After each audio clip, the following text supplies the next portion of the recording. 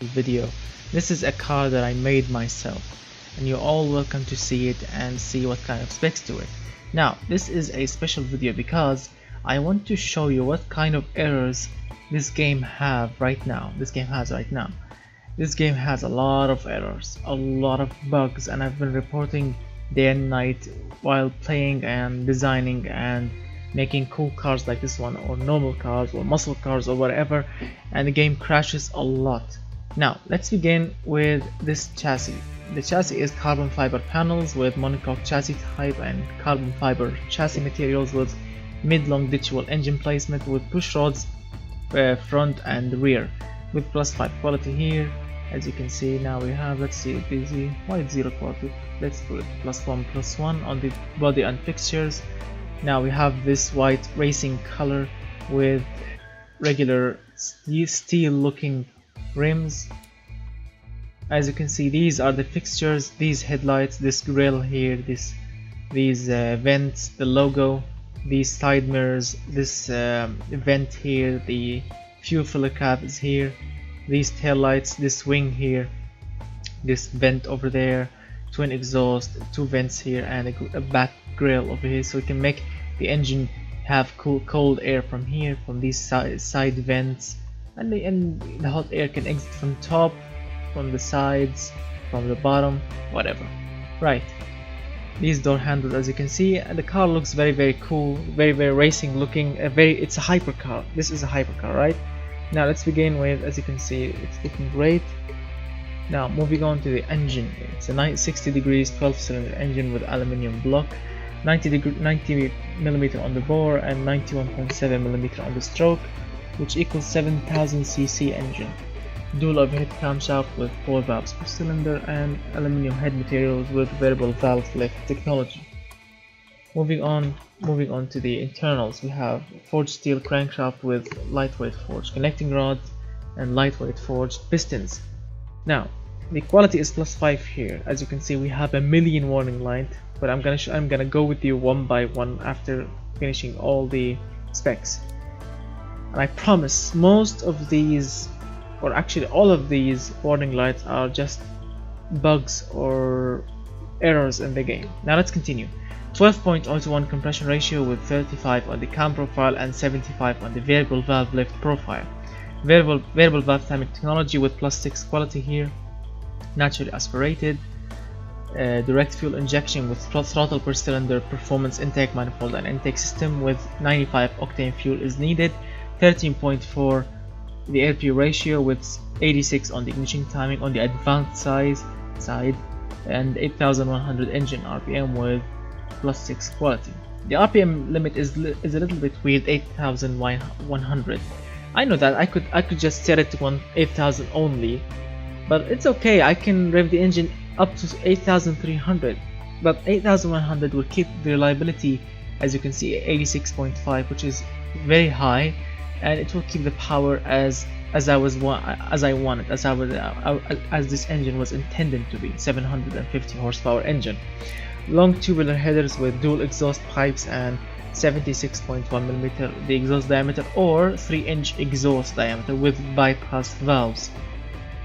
High flow 3-way dual Carrollet converters with quad. It says here because we have twin exhaust pipe, we are using quad straight through mufflers with +6 quality. And this is how the engine is looking absolutely amazing. This yellow intake manifold with this single intake, single airbox. As you can see, it looks amazing with these twin throttle bodies and these twin intake manifolds. They are looking absolutely amazing. And look at the throttle bodies individual. We have 12 throttle bodies, and look at these headers. I mean, the engine is looking amazing. And if you're wondering what kind of sound does it make,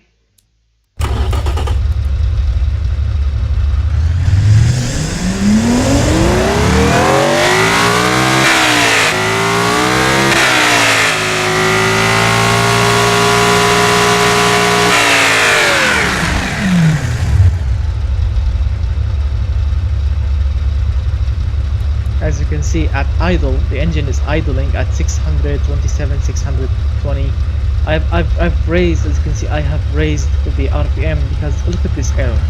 There's a bug in the game. I keep the throttle shut down.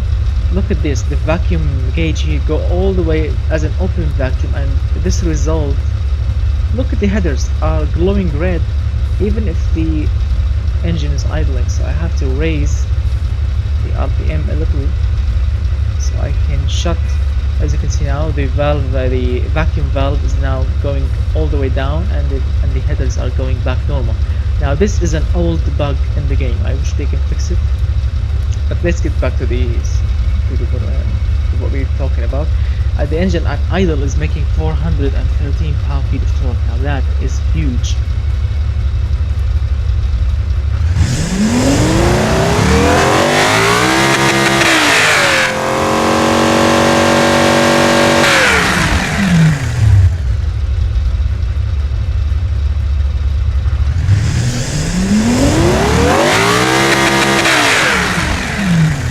As you can see, the engine is great, 750 horsepower, 576 pound-feet of torque. It's very smooth, it's responsive, it's loud, and as you can see, it's very reliable, it's economical, it runs great, it's clean. It's a little bit heavy because it's a 7-liter V12 engine. Now let's shove this engine in the car, and as you can see, I'm using rear-wheel drive, not all-wheel drive, dual clutch 7-speed gearbox with 372.39 kilometers per hour is the transmission or the gearbox top speed, and as you can see here, the estimated top speed is 365. This is what the calculation says. Right, so the spacing is at 19, which is very optimal because the least amount of wheel spin and the highest 0 to 100 number, which is 2.7 seconds, which is quick for a rear-wheel drive car. Electric limited slip differential in the rear and +5 quality here. The tires are radials, semi-slicks with 300 in front, 345s in the rear. I know that the rear tires are wide because I had to use this so I can make the customers love it, and also so I can make it go from 0 to 100 quick using these wide sticky tires. The front are 300 because, as you can see, if I increase them more, the customers will hate it and it will lose a lot of drivability points and sporty points and comfortable points. So I have to get it back to 300. As you can see, 300 is the optimal. What's happening? Yes, 300 is the optimum value here. Now the rims offset, as you can see, we have 25s in the rear and 20 in front. I had to compensate a little bit because, as you can see, the body here, the tire is a little bit inside and we have this massive gap here. And unfortunately, this body in particular, I cannot make the wheel arches go inside. So I had to stick whatever I have here. Now let's continue.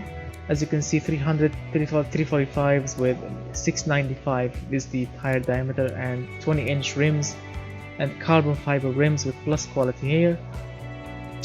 Carbon ceramic rotors in front with 6 pistons, 320mm in front, 6 pistons in the rear, also with carbon ceramic rear discs, and 375mm are the brake rotors in the rear.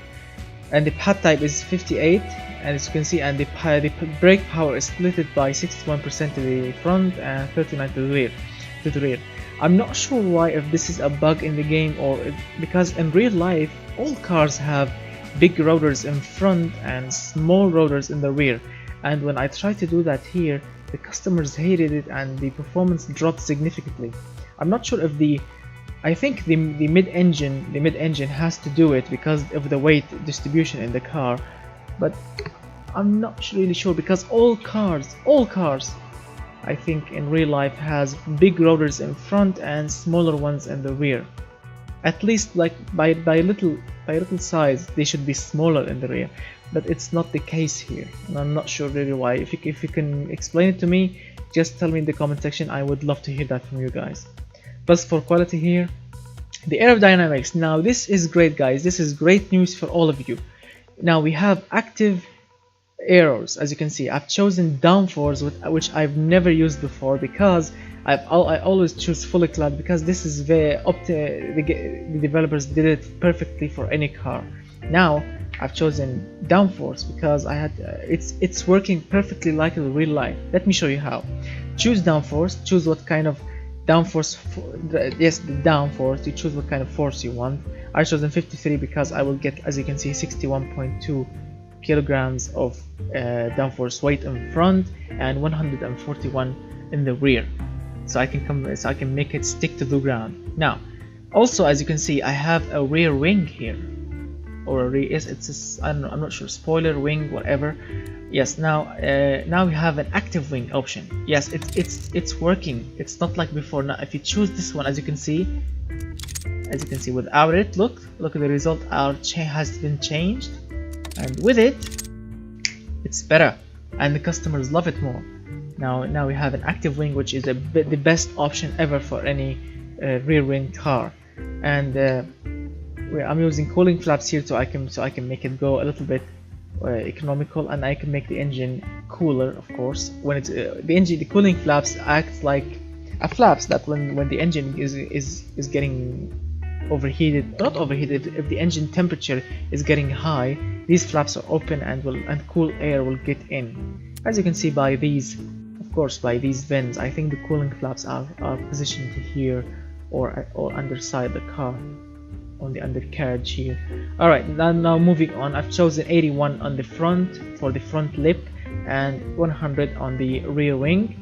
And the cooling airflow, because I'm using cooling flaps, I can set it to 51, which is above the required cooling a little bit. As you can see, the required cooling is 613 and I'm using 650, which is great. The brake airflow is always just slash it to the max, because you will have less brake fade because the brakes will get cooler. Plus 15 quality here, and I'm using 2 seats, sport interior with luxurious or luxury infotainment system, because it's a hypercar. You need to put the best stuff inside the car. With 0 quality, no need to use higher quality. Electric variable power steering, which is the best steering available in automation, with electronic stability control plus launch control. Of course you need launch control, you have 750 horsepower hypercar, you need to launch it. Plus 15 quality, which is the maximum amount of top quality. I'm using standard 10s. I don't want to use advanced because it's 100 kilograms more of weight. And now, as you can see, the car weight is 1380.5 kilograms. Imagine it with 100 more, it will be like 1480.5. Now that is heavy, it will slow the car down, it will make it crappy around corners, so no, stick to standard 10s because it's great. What else? I'm using active sport springs with semi-active dampers and passive sway bars with this custom suspension setup. Now, as we all know, there is a huge bug in the suspension here, especially in the ride height. As you can see now, I've chosen this, which is the test suspension with the driver and no cargo, as if you were on the test track. As you can see, the front load capacity is only 3. Why? I want to know why. Look, we still have suspension travel here. Guys, let me explain a point. As you can see, the car is on jack stands or on hoist or whatever you want to call it. Even if this car is on the ground, this gap here, this suspension gap here, it will still be shown. It will not be hidden, or it will not, the tire will not go up.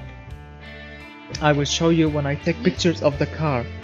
Right, as you can see now, the ride height is set slamming to the ground, which is 177.9 millimeters, with minus 1.9 degrees of camber in the rear. As you can see, look at the tire. Yes, it's tilted by the camber, and only positive 0.1 degrees to the front, because this is the optimum camber.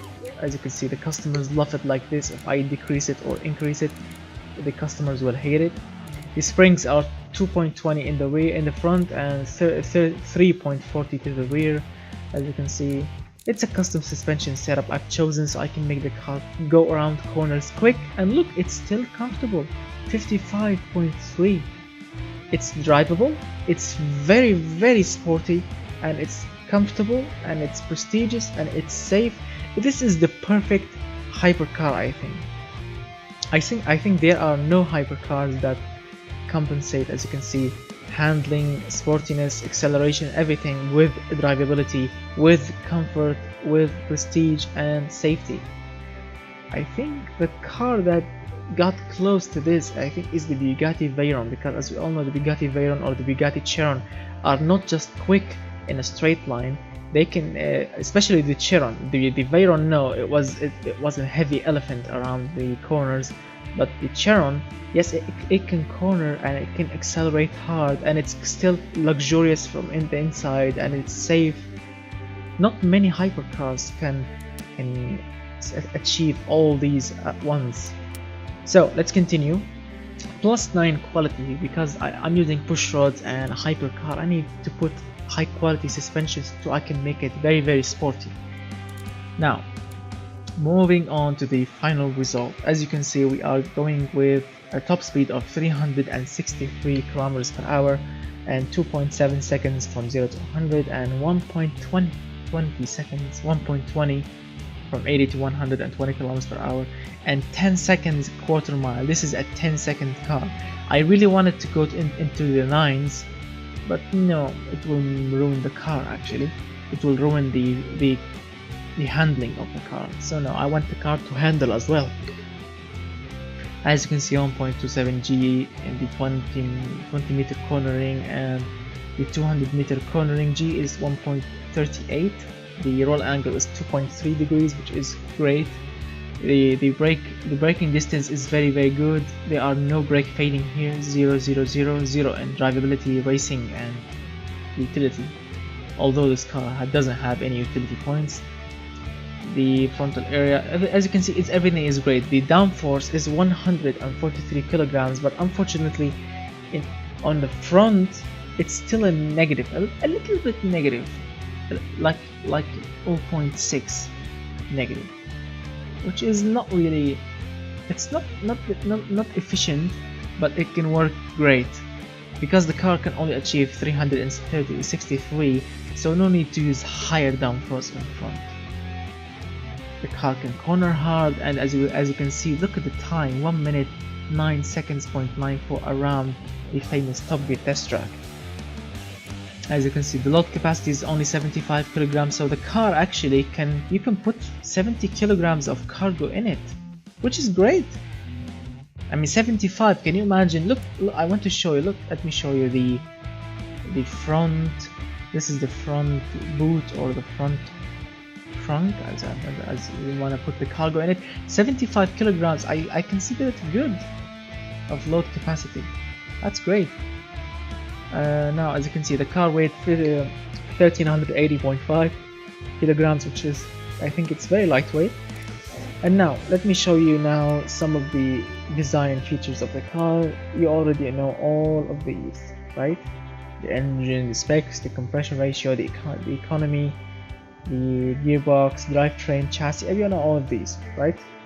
As you can see, the weight distribution is 34% to the front and 66% in the rear, because the engine sits here.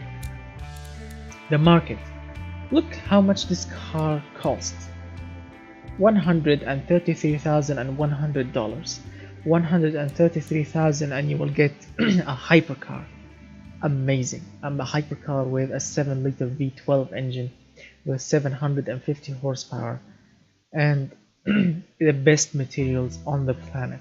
That's amazing. And it can do let me see, it can do 20, I think, what else, 22.9 miles per gallon. That's amazing. 22 miles per gallon from a hypercar, from a 7-liter V12.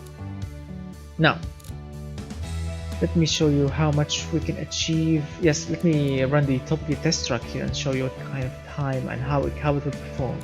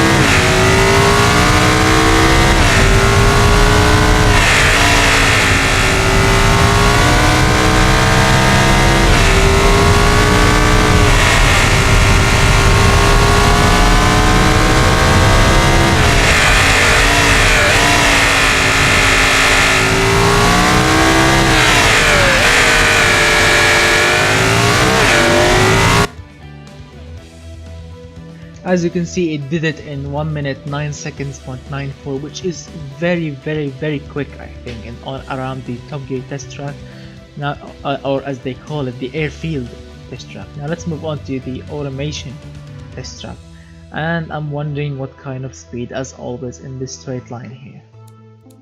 I think it will be close to 300.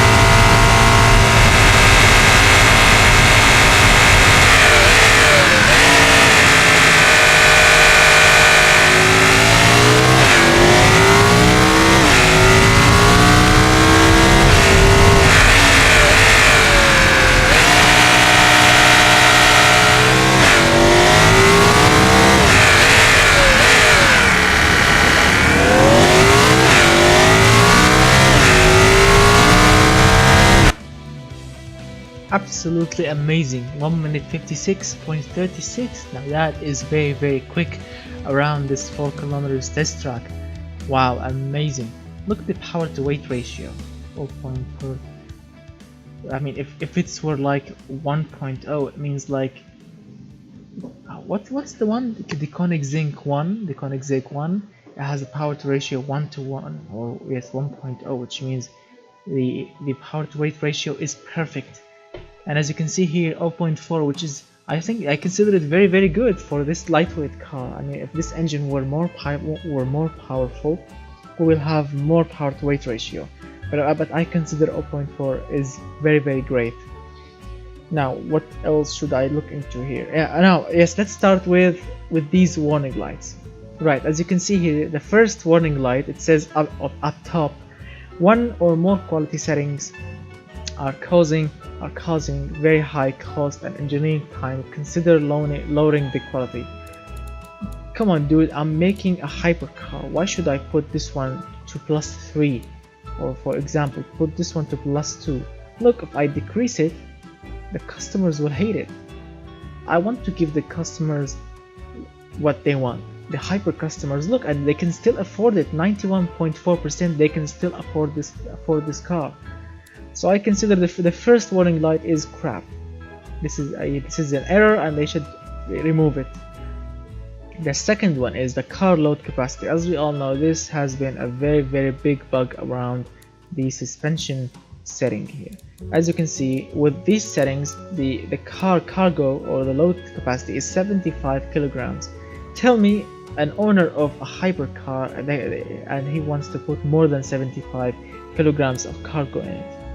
Are there any hypercar owners that are using their cars as a pickup trucks and they want to put heavy stuff in them? No one does that. Hypercars are just sitting in their garages, or they can take them around a test track, or they drive them very slowly around the city streets. That's what they are for. And using them with more than 75 kilograms is just pointless. That's why I think this is still a bug in the suspension settings. Not in this cars. Even if you are making a pickup truck, even if you are making a hatchback, or a station wagon or whatever, this light, which is the car load capacity warning light, will still appear in your game. I promise you that. Now the third one is the front brake force is very high. Let's move on to the brakes. They are only 320 millimeters with 6 pistons on carbon ceramic. They are saying that if the front brake force is very high compared to the grip. I'm using the grippiest tires available in this game. Semi-slicks with +3 quality and very wide in the rear and normal wide in the front, and they are considering the brakes. The brake force is very high. You can see the size here. If I increase it more, as you can see, I will get more sportiness point, but the drivability will drop a little bit, as you can see. And as a supercar here, it will lose selling points, and as a convertible super, it will lose selling points.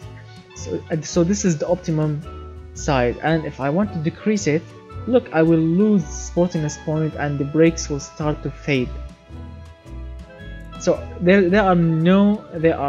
is no runaway from this warning light here if you are making a high performance car with high performance brakes. Even the rear brake, as you can see, the rear brake force is very high.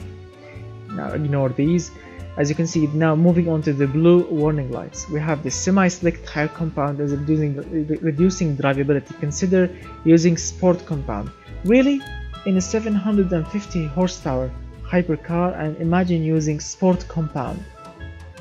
These are just useless in this kind of situation here, because if you are building a hypercar, you want to put the best tires on the market, you want to put the best brakes, the best interior, the best safety, the best everything, and you want it to go around corner quick. Why using sport if you can use semi-slicks? Even if you are building a racing car, even if I want to build a racing car, this light, which is a semi-slick tire, will show. I promise you that. Moving on to the second blue warning light, it says the rear tires have very low profile. Let's see the profile here. Really? This is a very low profile, and it says here, what else? Yes, it says here, making them uncomfortable. Consider using rims. Consider reducing rim size.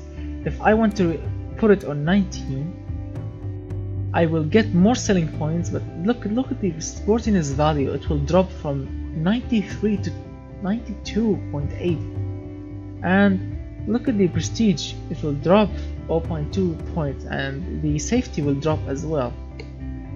I mean, even if I decrease by 19" right now, look, the warning light, it's still available. It's still shown. Look, the rear tires have low profile, making them uncomfortable. Consider reducing rim tire. Look, and with 19" rims, it looks like an SUV.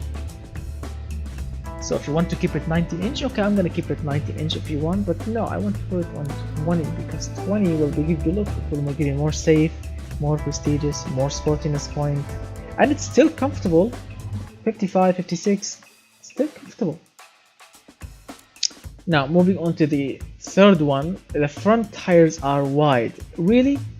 300? What? They want me to put front tires like from a Hyundai Accent, or from a Suzuki, or from a Honda, a small tire Honda. Really? We have a new comment on the rotary replacement engine. Cool.